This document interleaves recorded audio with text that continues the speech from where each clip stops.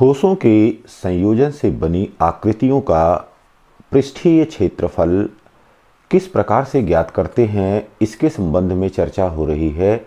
यहाँ पर प्रश्नावली 13.1 के क्वेश्चन नंबर 2 पर बात करते हैं, जिसमें कह रहा है कि कोई बर्तन खोखले अर्धगोले के आकार का है जिसके ऊपर एक खोखला बेलन अध्यारोपित है। अर्धगोले का व्यास 14 सेंटीमीटर है और इस बर्तन की कुल ऊंचाई 13 सेंटीमीटर है। इस बर्तन का आंतरिक पृष्ठीय क्षेत्रफल ज्ञात कीजिए। अब यहाँ पर देखिए क्या ज्ञात करना है हमको। यहाँ पर हमको ज्ञात करना है कि आंतरिक पृष्ठीय क्षेत्रफल कितने के बराबर होगा। फिर यहाँ पर क्या दिया गया है, यहाँ पर जो बात दी गई है वह दी गई है कि अर्धगोले का व्यास कितने के बराबर है, 14 सेंटीमीटर के बराबर है। दूसरी बात यहाँ पर क्या दी गई है, यहाँ पर कह रहा है कि बर्तन की कुल ऊंचाई यहाँ पर 13 सेंटीमीटर के बराबर है। तो क्या ज्ञात करना है, क्या दिया गया है, इस पर हमने केंद्रित हो जाना है और इसके बाद फिर जो पृष्ठीय क्षेत्रफल ज्ञात करने के सूत्र होते हैं उन सूत्रों का प्रयोग करके इस प्रश्न को हल करना है। तो सबसे पहले अर्धगोले का व्यास यहां पर दिया गया है, इसको देखिए। अर्धगोले का व्यास यह बराबर है d और यह है 14 सेंटीमीटर के बराबर, 14 सेंटीमीटर के बराबर दिया गया है। इसलिए सबसे पहले यहाँ पर त्रिज्या r यह बराबर हो गया 14/2 सेंटीमीटर बराबर हो गया 7 सेंटीमीटर।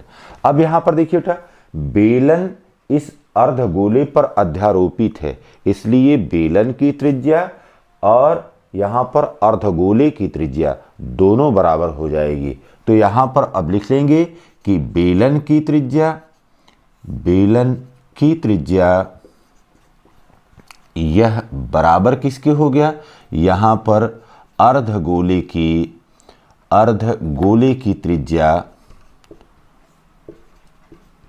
त्रिज्या और यह बराबर r है और यह कितने के बराबर है, 7 सेंटीमीटर के बराबर हो गया। फिर देखिए अब 7 सेंटीमीटर के बराबर हो गया, इसका मतलब है कि हमने यहाँ से यहाँ तक अगर यह OA या यहाँ से यह OB लिख देते हैं या यहाँ से यह OC लिख देते हैं तो सभी जो है त्रिज्या के बराबर हो जाएगा। तो यहाँ पर OA बराबर OB बराबर OC is equal to R is equal to 7 centimetre के बराबर। तो हमने सबसे पहले अब ज्ञात कर लेना है कि बेलन की ऊंचाई कितने के बराबर है। तो यहाँ पर बेलन की ऊंचाई h यह बराबर हो गया यहाँ पर कुल बर्तन की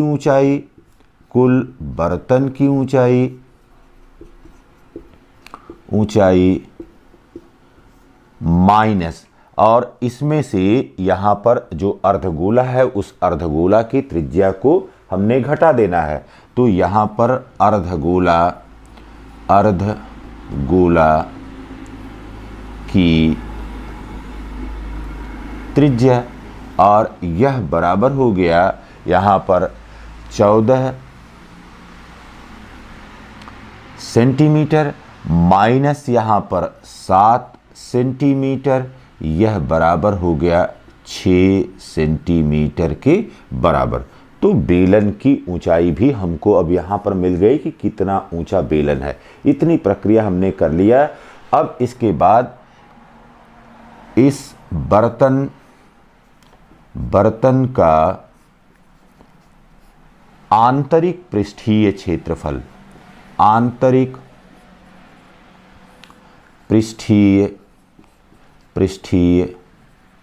क्षेत्रफल अब इस बर्तन का आंतरिक पृष्ठीय क्षेत्रफल किसके बराबर होगा? बेलन के पृष्ठीय क्षेत्रफल और इस अर्धगोले के पृष्ठीय क्षेत्रफल के बराबर होगा। तो यहाँ पर ये हो गया बेलन का पृष्ठीय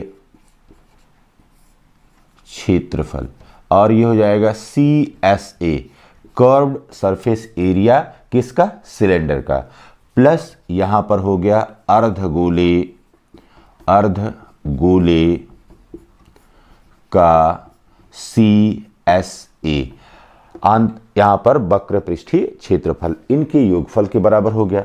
अब बेलन का जो है पृष्ठीय क्षेत्रफल या वक्र पृष्ठीय क्षेत्रफल किसके बराबर होता है? 2πRh के बराबर होता है। फिर यहाँ पर अर्धगोला है तो अर्धगोले का यहाँ पर वक्र पृष्ठीय क्षेत्रफल किसके बराबर हो जाएगा? यहाँ पर ये हो जाएगा 2πr² के।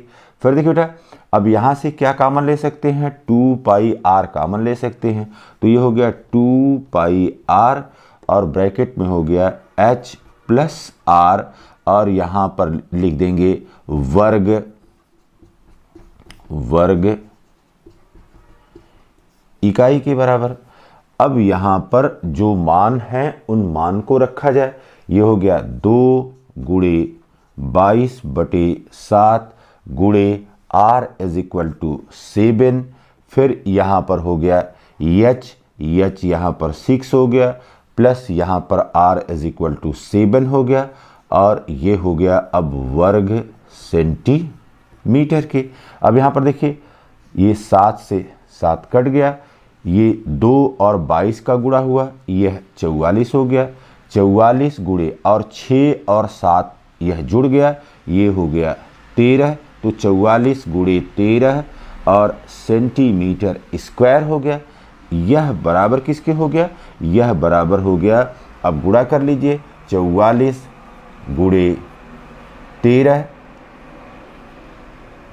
और यह बराबर हो गया यहाँ पर 572 सेंटीमीटर स्क्वायर के। तो हमारा उत्तर क्या हो गया? इस बर्तन का आंतरिक पृष्ठीय क्षेत्रफल 572 सेंटीमीटर स्क्वायर के बराबर मिलेगा।